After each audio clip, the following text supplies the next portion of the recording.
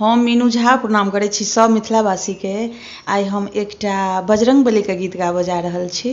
कोशिश करै छी जे सब गोटे के नीक लागे। संग दऽ रहल यऽ श्रीमती ललिता झा। धन्यवाद। जय मिथिला, जय मैथिली।